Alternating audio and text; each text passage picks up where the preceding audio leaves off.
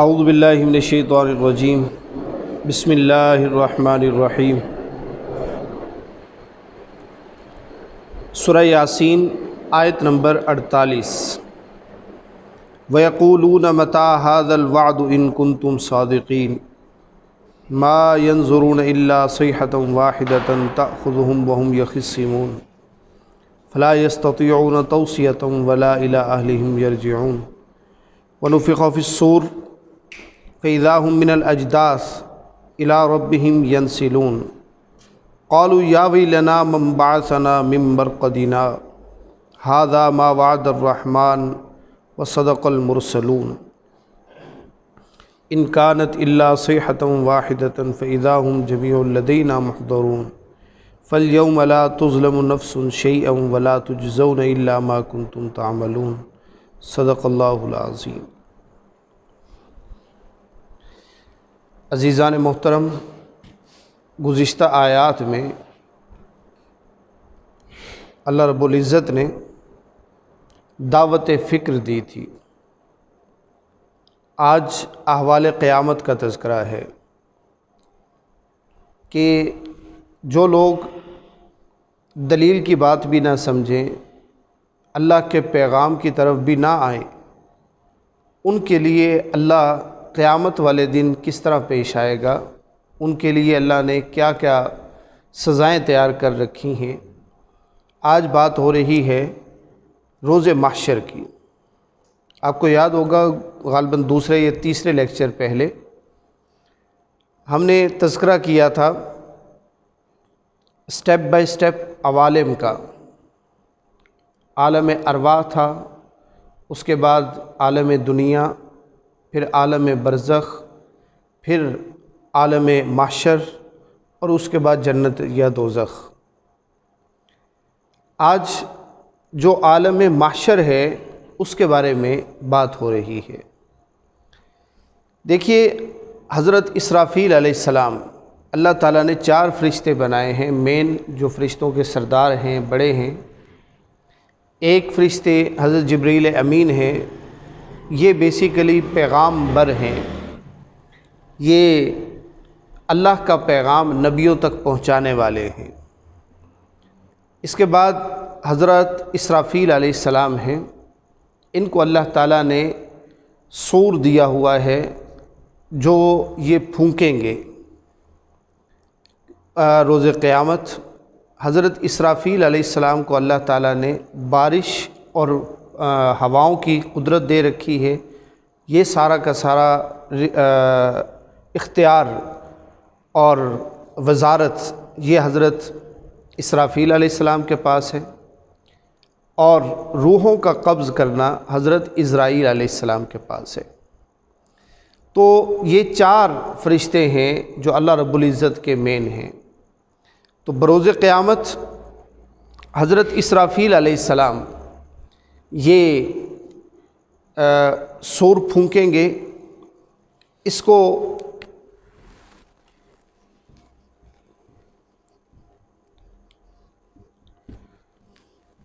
یہ بیسیکلی کوئی اوزار ہوگا، ایک آلہ ہوگا۔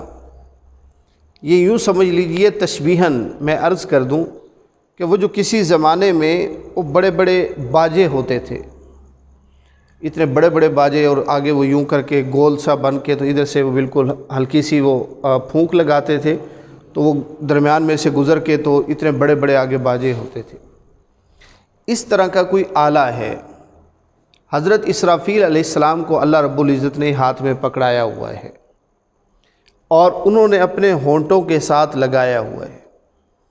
جیسے ہی اللہ کا حکم ہوگا تو وہ ہلکی ہلکی آواز وہ بجانا شروع کریں گے، یا اس کے اندر پھونک لگانا شروع کریں گے۔ ابتدا میں یہ آواز بڑی دل فریب ہوگی، لیکن بعد ازاں ہوتے ہوتے اس حد تک یہ تیزی کے ساتھ جائے گی، اس حد تک یہ پہنچ جائے گی کہ جہاں انسان کی سماعت کے لیے نقصان دہ ہوتی ہے۔ تو اس کے 3 سٹیپس ہوں گے۔ سب سے پہلا ہے جس کو نفخہ اولا کہتے ہیں۔ نفخہ سور پھونکنے کو کہتے ہیں۔ یہی سور پھونکنا عربی میں اس کو نفخہ کہتے ہیں۔ نفخہ اولا پہلی پھونک، اس کے بعد نفخہ ثانی،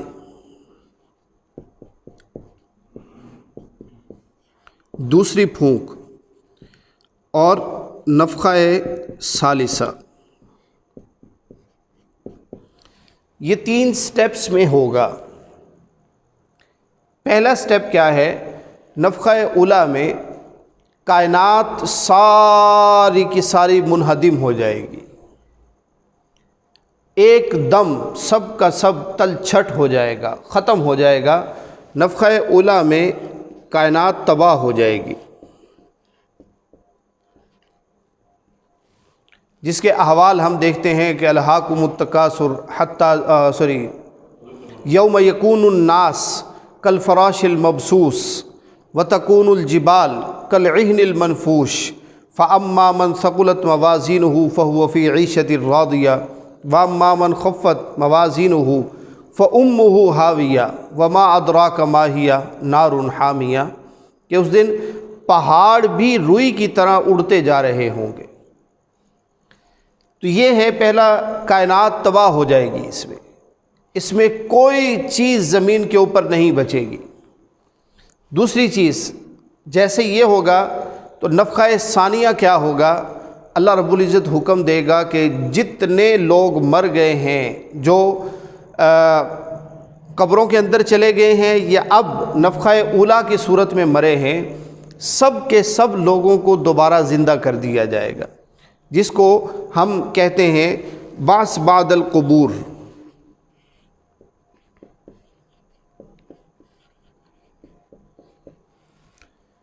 یہ قبروں سے دوبارہ اٹھنا۔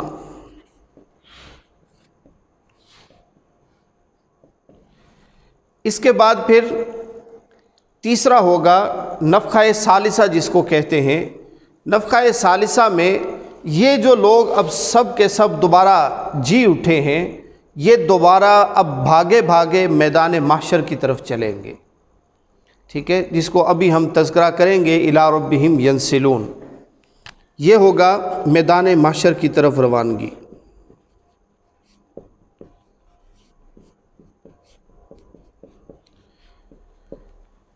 اب جو نفخہ اولا ہوگا، آقا کریم علیہ الصلوۃ والتسلیم نے فرمایا کہ یہ اس قدر خطرناک اور تکلیف دہ ہوگا۔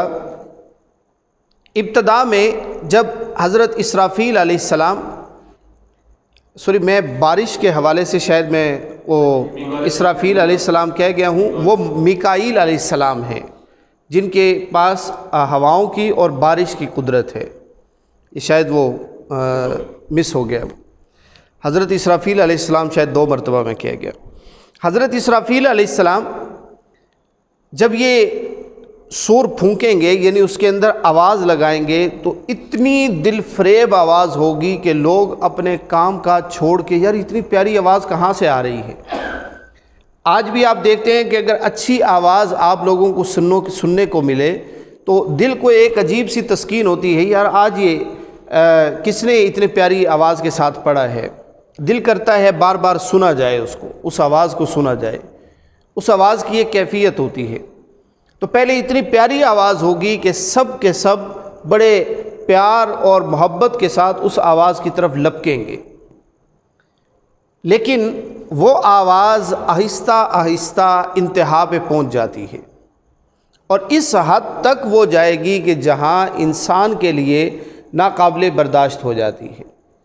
ہر چیز کی میئرمنٹ کا کوئی طریقہ ہوتا ہے، جیسے ہم چینی لینے کے لیے جائیں، آلو لینے کے لیے جائیں تو کلو میں ہم میئر کرتے ہیں، آئل وغیرہ یا لیکوڈ کوئی چیز لینے کے لیے جائیں تو ہم لیٹرز میں کاؤنٹ کرتے ہیں، اور کچھ ایسے ہیں جن کو ہم ڈزنز میں میئر کرتے ہیں۔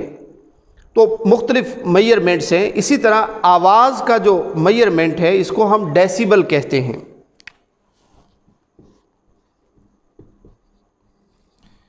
ڈیسیبل، اس کو انگلش میں ڈی بی لکھا جاتا ہے۔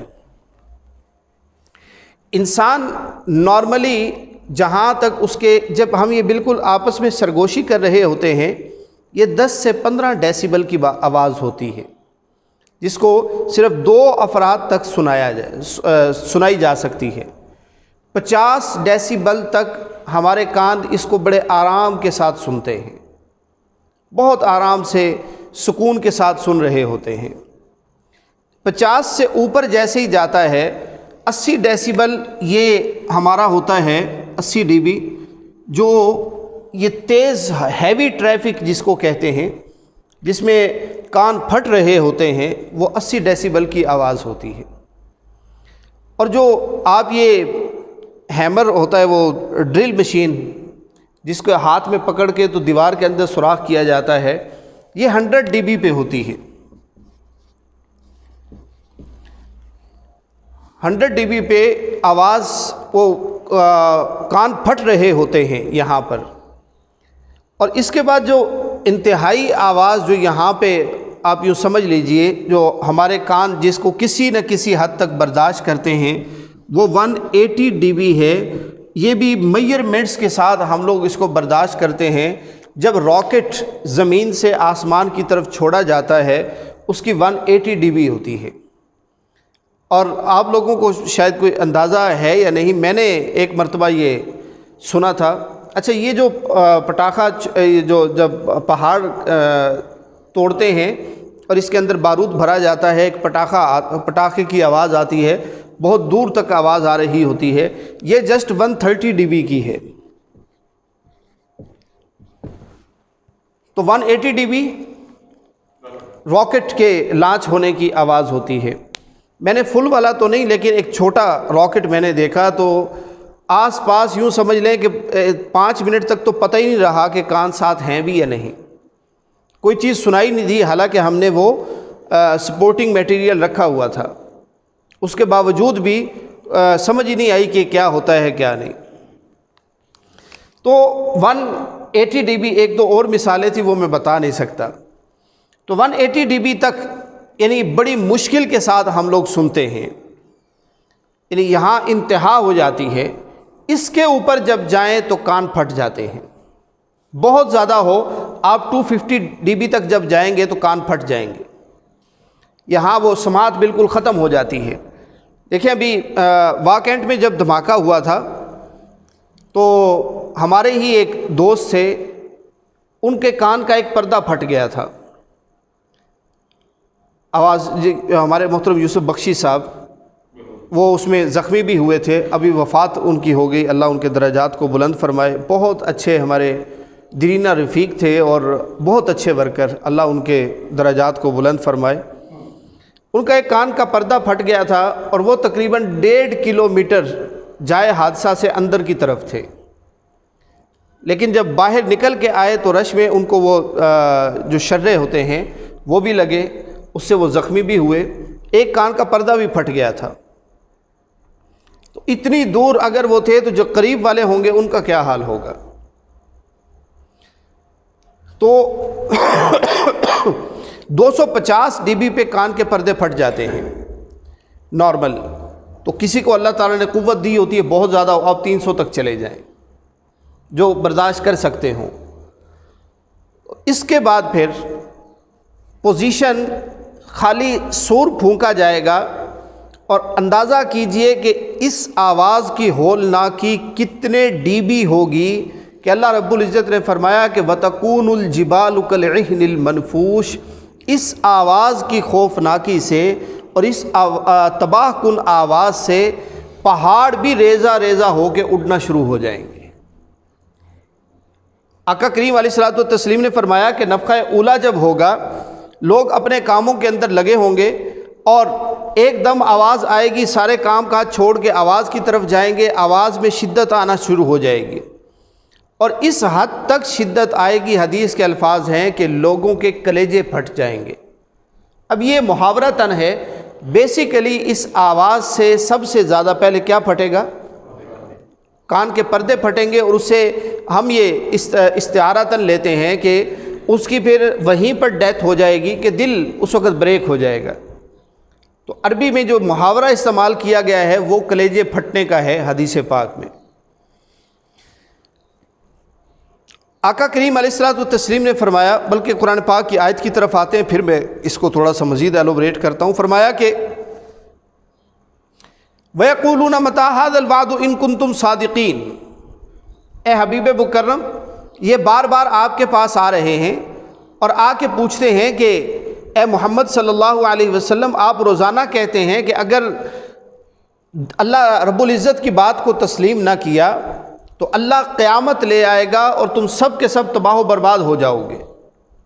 کہتے ہیں کہ متى هذا الوعد، تم جو روزانہ کہتے ہو قیامت قیامت قیامت، وہ کب آنی ہے، کہاں آئے گی، کب آئے گی؟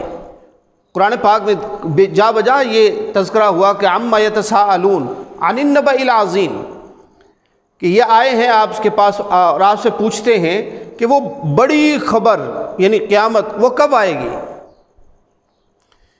تو فرمایا کہ وَيَقُولُونَ مَتَىٰ هَٰذَا الْوَعْدُ إِن كُنتُمْ صَادِقِينَ تو مَا يَنظُرُونَ إِلَّا صَيْحَةً وَاحِدَةً۔ اب یہ بات ہو رہی ہے نفخہ اولا کی، کہ یہ کس چیز کا انتظار کر رہے ہیں؟ یہ اپنے آپ میں بہت زیادہ بن رہے ہیں، حالانکہ ہمیں کچھ یہاں پہ فرشتوں کی فوج کو بھی نہیں بھیجنا پڑے گا، ہم نے کیا کرنا ہے، صرف ایک آواز آئے گی بس، الا صیحۃ واحدہ، اور تأخذہم، جو آواز ان کو پکڑ لے گی، وہم یخصمون، اور یہ ابھی تک قیامت کے بارے میں جھگڑ ہی رہے ہوں گے۔ خصم یقسم کا مطلب ہوتا ہے جھگڑنا، خصم، تو وہم یخصمون، اور وہ آپس میں جھگڑ رہے ہوں گے، اور ہوگا کیا کہ فلا یستطیعون توصیہ، کہ ان کو وصیت کرنے کا بھی موقع نہیں ملے گا، اور ولا الی اہلہم یرجعون، اور وہ واپس پلٹ کے اپنے گھر والوں کے پاس بھی نہیں جا سکیں گے۔ ایک بات یاد رکھیے کہ قرآن پاک نے وصیت کا بہت زیادہ تذکرہ کیا ہے، تو اور جب بھی وراثت کی بات آتی ہے تو وراثت میں وصیت کو مقدم رکھا گیا ہے، پہلے اپنی وصیت ادا کرے، اس کے بعد جو بقایا مال ہوگا اس میں سے ترتیب کے ساتھ یہ وراثت چلے گی۔ ہمارے ہاں تو اس کا کانسیپٹ ہی نہیں ہے، عربوں میں یہ بہت زیادہ کانسیپٹ تھا، بہت زیادہ کانسیپٹ تھا، اور آج بھی ساری اولادیں برابر نہیں ہوتی، کوئی ایک اولاد ایسی ہوتی ہے کہ جو آپ کی خدمت زیادہ کرتی ہے اور آپ کا خیال زیادہ رکھتی ہے، آپ وصیت میں سے اس کا اضافی حق دے سکتے ہیں، بقایا مال میں سے ترتیب کے ساتھ جو بھی پوزیشن ہوگی ان کا وہ سارا کا سارا مال شریعت نے پورا اس کا لا دے دیا ہے۔ یوصیکم اللہ فی اولادکم للذکر مثل حظ الانثیین، کہ 2 لڑکیوں کا حصہ ایک لڑکے کے حصے کے برابر ہے، بقایا کے اندر چلتا ہے۔ تو اپنی وصیت لکھنا یہ ایک عادت بنا لیجئے کہ اپنی وصیت لازمی لکھ کے جائیں کہ کہاں پہ، اور 99% مسائل اس سے حل ہو جاتے ہیں۔ جو بعد میں اولادیں ایک دوسرے کے درپے ہوتی ہیں اور ایک دوسرے کی جانی دشمن بن جاتی ہیں، وہ فقط یہ تھوڑی تھوڑی چھوٹی چھوٹی چیزیں ہوتی ہیں، اور وہی چیزیں اگر پہلے ڈیفائن کر کے چلے جائیں تو پھر پرابلمز نہیں ہوتے۔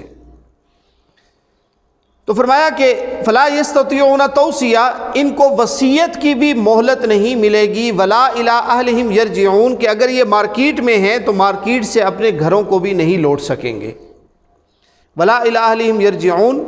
اور اب آ رہی ہے بات ونفخ فی الصور، پہلے کے اندر کیا ہے، آقا کریم علیہ الصلوۃ والتسلیم نے فرمایا کہ کچھ لوگ تو آواز کی طرف چلے جائیں گے اور کچھ لوگ اپنے کاموں کے اندر مشغول رہیں گے۔ آقا نے فرمایا کہ درزی کپڑے کاٹ رہا ہوگا، اس کے ہاتھ میں کینچی ہوگی لیکن وہ مکمل کاٹ نہیں سکے گا، لوہار اپنے ہاتھ میں ہتھوڑا پکڑا ہوا ہوگا، اور جہاں یہ سور کی آواز آئے گی تو اس نے لوہے کے اوپر مارنے کے لیے ہتھوڑا اٹھایا ہوگا لیکن لوہے کے اوپر جا کے ہتھوڑا لگ نہیں سکے گا، یعنی فلا یستطیعون توصیہ، اتنی سی بھی ان کو مہلت نہیں دی جائے گی۔ اور دوسری چیز وَنُفِخَ فِي الصُّورِ، اب یہ نفخہ ثانیہ کی بات کہ فَإِذَا هُم مِّنَ الْأَجْدَاثِ، کہ وہ قبروں سے اٹھا دیے جائیں گے۔ یہاں ایک کانسیپٹ اور بھی دیکھ لیجئے، وہ یہ ہے کہ قبر کس کو کہتے ہیں۔ ہمارے ہاں یہ بہت زیادہ ایک کنٹروورسی سٹیٹمنٹ اس کے اوپر آ گئی ہے کہ قبر کون سی ہوتی ہے، پختہ کرنا کیا ہے، اس کا اوپر کا پکا بنانا جائز ہے یا نہیں ہے۔ تو یاد رکھیے، قبر سے مراد جگہ وہ ہوتی ہے جہاں مردہ کو رکھا جاتا ہے، جہاں میت کو رکھا جاتا ہے، قبر سے مراد وہ چیز ہوتی ہے۔ اور اوپر والی جو چیز ہے اس کو کہا جاتا ہے تعویذ قبر۔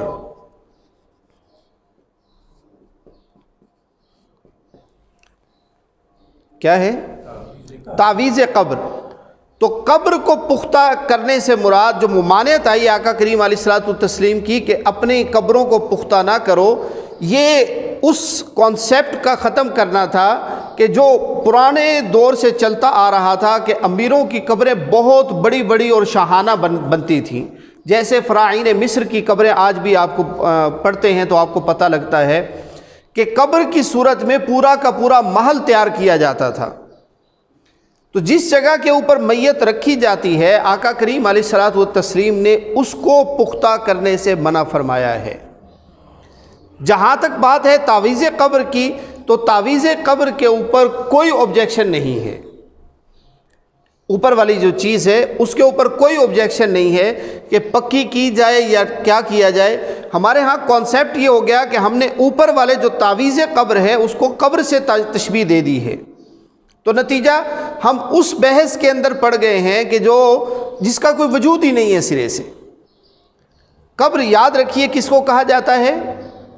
جہاں میت کو رکھا جاتا ہے، اور وہ بھی بیسیکلی وہ پرانے کانسیپٹ کا رد کرنا تھا کہ اس کانسیپٹ میں کہ اب بہت بڑی بڑی قبریں تیار کی جاتی، عرب کے اندر بھی اسی طرح تھا کہ بہت پکی قبریں تیار کی جاتی تھیں، اس کا رد کر دیا آقا کریم علیہ الصلوۃ والتسلیم نے۔ اور آج سائنس بھی یہ کہتی ہے کہ جس قدر زیادہ مٹی ہوگی اسی قدر میت جلدی ڈیزالو ہو جائے گی۔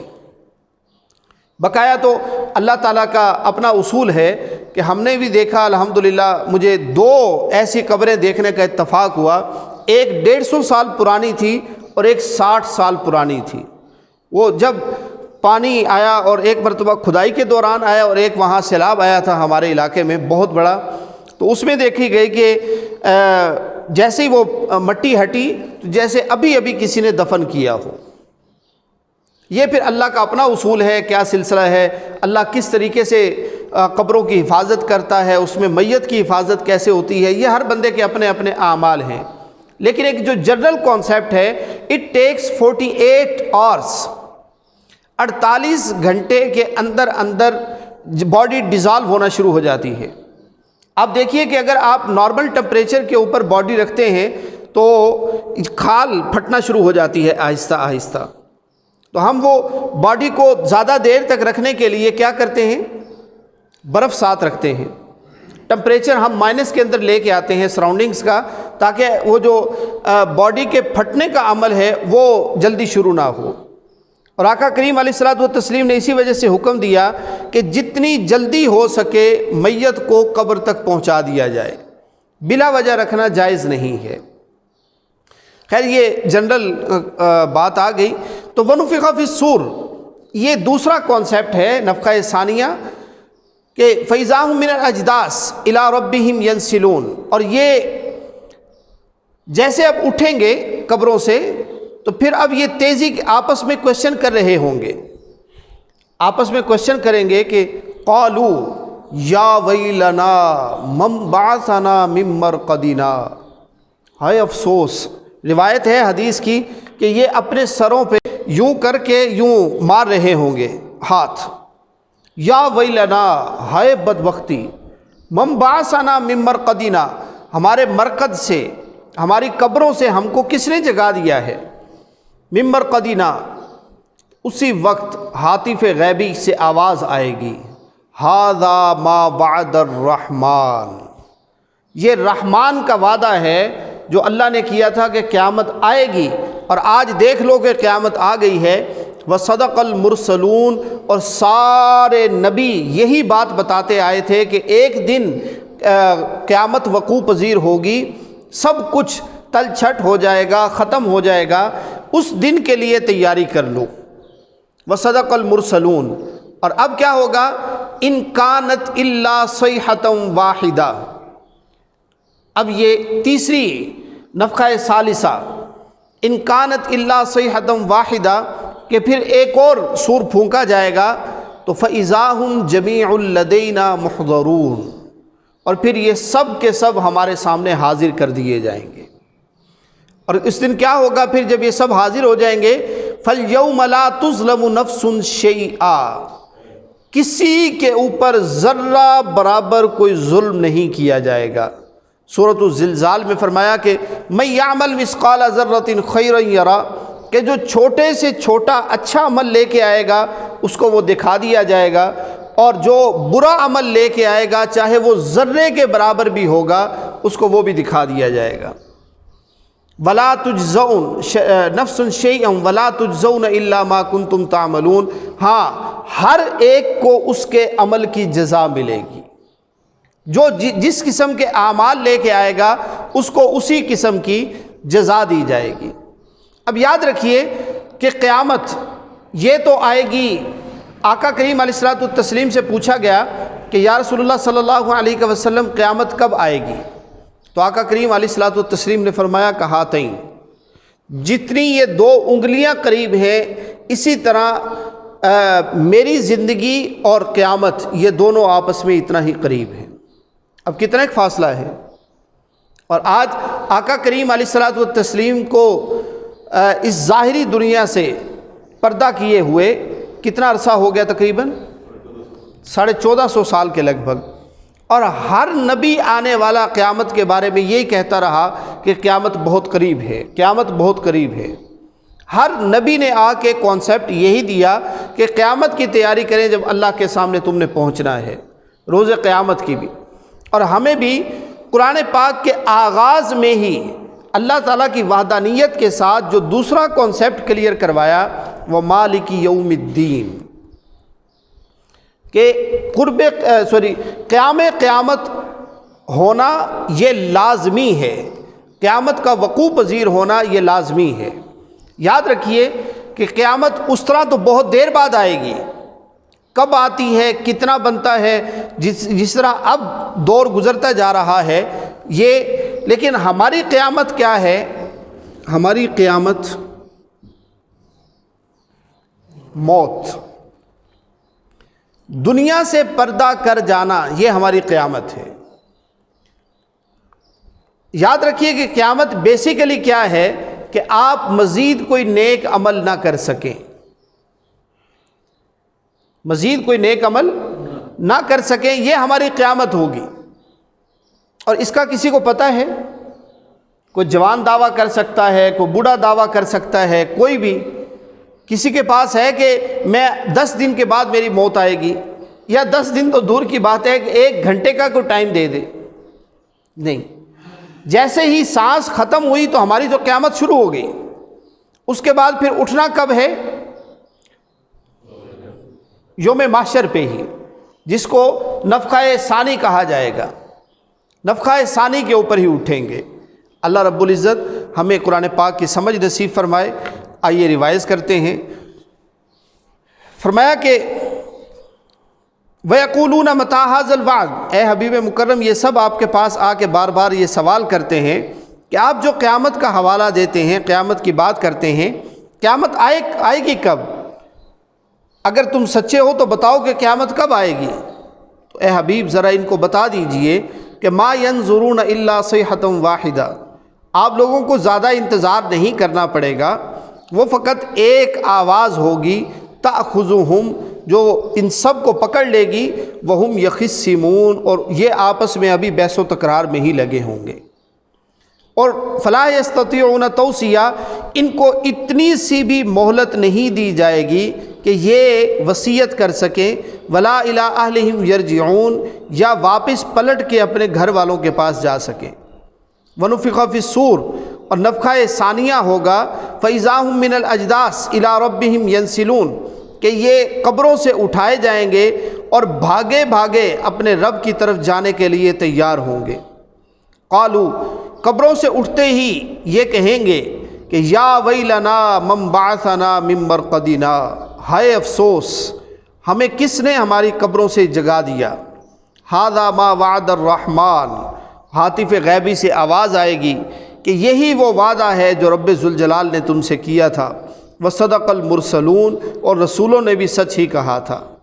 ان کانت الا صیحۃ واحدہ، اور پھر تیسری مرتبہ نفخہ ثالثہ پھونکا جائے گا، نفخہ ثالثہ ہوگا تو الا صیحۃ واحدہ فاذا هم جمیع لدینا محضرون، اور پھر یہ سب کے سب ہمارے سامنے حاضر کر دیے جائیں گے۔ فالیوم لا تظلم نفس شیئا، اور اس دن ہر ایک کا حساب کتاب ہوگا، کسی پہ ذرہ برابر بھی ظلم نہیں کیا جائے گا۔ ولا تجزون الا ما کنتم تعملون، اور ہر ایک کو اس کے کیے کی جزا دی جائے گی۔ اللہ رب العزت ہمیں دین کی سمجھ نصیب فرمائے اور قرآن پاک کو سمجھنا آسان فرمائے۔ انشاءاللہ کل یونیک ٹاپک ہے احوال جنت۔ یہ تو تھا کہ جن کو اللہ تعالیٰ پکڑے گا تو کیا حال ہوگا، کل ہے کہ جن کو اللہ تعالیٰ جزا دے گا تو ان کا کیا حال ہوگا، جنت کے تذکرے ہیں۔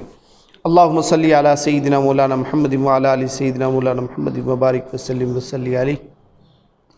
اللہم طہر قلوبنا من النفاق واعمالنا من الریاء والسننا من الکذب واعیننا من الخیانہ، اللہم الف بین قلوبنا واصلح ذات بیننا۔ صلی اللہ تعالی علی سیدنا مولانا محمد صلی اللہ علیہ وسلم وعلی آلہ واصحابہ اجمعین، آمین برحمتک یا ارحم۔